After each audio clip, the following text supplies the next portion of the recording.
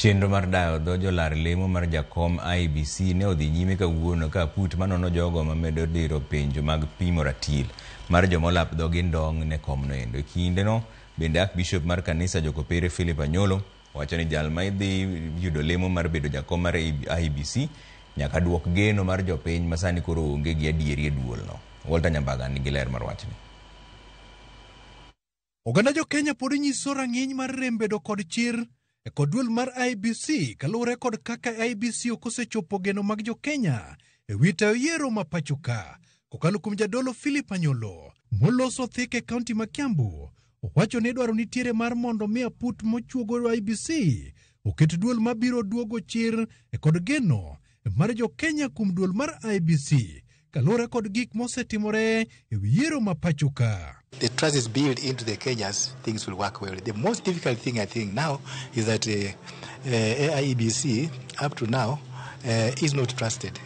It's not trusted. So whoever comes in must build that trust between IEBC and the parties and as well as the people who are going to vote. Ma wacho kawuono ka chenro mar dayo dho jok malaro kom lemo mar duol mar IEBC ne odonjo odiochienge mar ariyo kama putno mamanyo jakom IEBC ne odiyo ji ang'wen. Odiyo mane en jatatije yor kojole duol matayo doho Kai Kisinja ma opimne muya kod penjo e wi buche mag mibadhi mane duol mar EACC ne onono kendo chwalo ne ODPP kendo chope godo e doho e wi mibadhi mag nyiepo.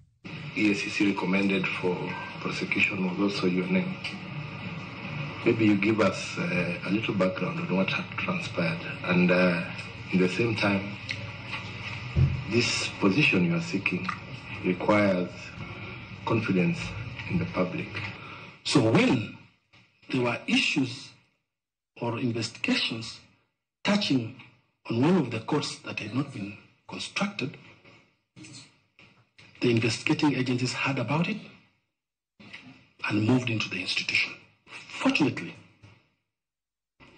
there was pure miscommunication because that particular court had been constructed. The correct information was given to them, and eventually that claim was dropped. And I have given the ruling and supplied the ruling, which clearly says that. So that is what happened.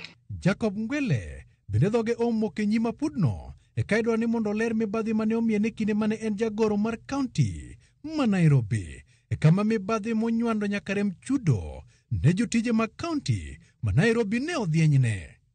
What does that tell us, given the job that you want to take, which is a political office? Wouldn't one insinuate that if you became IEBC chair, you'd use your political skills? Political management skill did not mean I'm a politician. I meant that I've been a political manager of politicians. I have to put the issue into context. What I said is that there was a court case, and afterwards, my political, I can call the leadership, I don't want to name names here, but whoever had the desire to hound us out of office devised another scheme. And that scheme was basically to question how my transition from parliament to the county assembly, how it happened. Jima moko mane liet mar dwaro kom jakom mar IEBC ochwer kuomge. Onyando Erastus Edhekon kod Joyce Mudivo mitudo kod weche mag bedo kod rem nyiso chia bidhruok kama luya ne ochotnegi e nyim komitino. Chieng' Tich Adek, Lilian Wanjiku, Robert Akumu, Gisol Simiyu bende biro bedo rindi maliet ka idayo dhoge. Walter Nyambaga, Ramogi TV.